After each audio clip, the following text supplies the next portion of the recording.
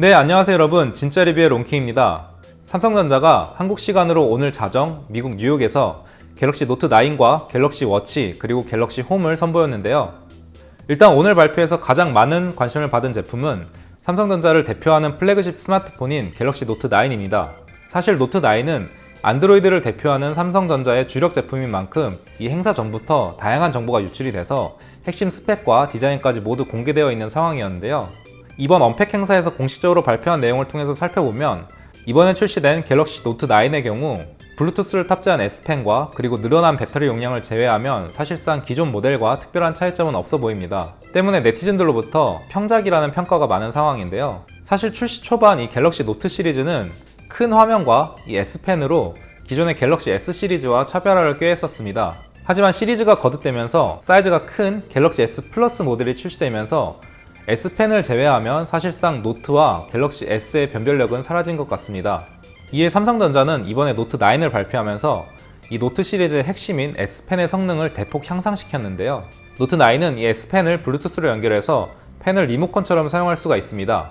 예를 들면 이 S펜을 길게 누르면 카메라 어플을 실행할 수 있고, 셀카 모드에서 버튼을 한 번 누르면 촬영, 그리고 빠르게 2번 누르면 전후면 카메라를 전환할 수 있다고 합니다. 또한 펜 조작 버튼만으로 사진 갤러리, 그리고 음악 감상, 프리젠테이션까지 실행할 수 있다고 하는데요.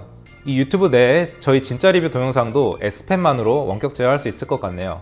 충전도 매우 간편한데요. 이 S펜을 노트 9에 꽂기만 하면 약 40초 만에 완충할 수 있고, 이 완충된 S펜은 대기시간 기준 30분, 그리고 최대 200번 클릭할 때까지 사용할 수 있다고 합니다. 다만 프리젠테이션을 할 때 이 200번이라는 시간은 조금 애매한 것 같습니다.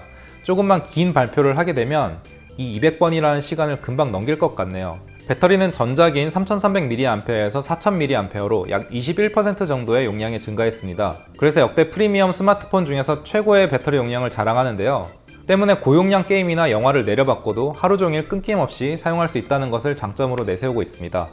또한 내장 메모리는 기본 128GB의 용량과 512GB의 고가 모델 두 가지 모델로 출시가 됩니다.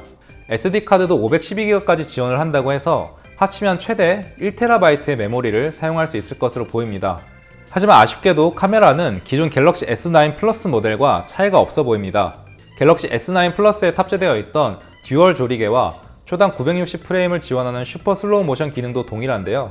달라진 점은 AI가 촬영 장면을 분석해서 자동으로 밝기나 화이트 밸런스 등을 조정해주는 인텔리전트 카메라 기능을 처음으로 탑재했다는 겁니다. 이 기능은 저희가 얼마 전에 리뷰했었죠. LG전자의 G7 ThinQ에 탑재된 AI 카메라와 비슷한 것으로 보이는데, 실제로 제품을 구입해서 직접 어떤 점이 비슷하고 다른지 상세하게 살펴보고 알려드리겠습니다.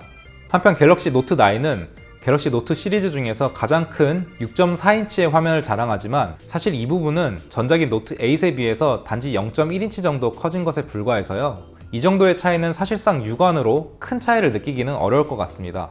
또한 디스플레이가 2960, 1440 해상도의 슈퍼 아몰레드인 점도 기존 노트 8과 동일합니다. 한편 이 갤럭시 노트 9의 출고가는 128GB 모델이 194,500원, 그리고 512GB 모델이 1,353,000원으로 전작과 차이가 나지 않습니다. 따라서 메모나 S펜에 관심이 많으면서 기존 노트 8을 구매하지 않은 사용자라면 구매를 고려해볼 만한 가격대라고 생각이 되네요. 지금까지 갤럭시 노트 9의 대략적인 스펙을 알아봤는데요. 솔직히 말해서 좋은 점수를 주기는 어려울 것 같습니다. 일단 디자인 부분에서 전작인 노트 8과 큰 차이를 느낄 수가 없어서 삼성이 디자인적으로 너무 지나치게 보수적인 길을 가는 것이 아닌가 하는 의구심이 좀 들고요. 그리고 몇 년 전부터 루머로만 돌고 있는 이 전면 지무인식 기능이 빠진 것, 대부분의 스마트폰 유저들이 가장 중점적으로 보는 카메라 기능 역시 갤럭시 S9 플러스와 동일하다는 게 좀 아쉽습니다. 저희는 갤럭시 노트 9 출시와 함께 직접 구매해서 리뷰도 계획하고 있으니까요. 앞으로 언박싱과 리뷰도 기대해 주시면 감사하겠습니다. 오늘 영상이 유익하셨다면 좋아요와 구독하기 잊지 마시고요. 저는 재미있는 리뷰와 발빠른 IT 소식으로 다시 찾아뵙겠습니다. 감사합니다.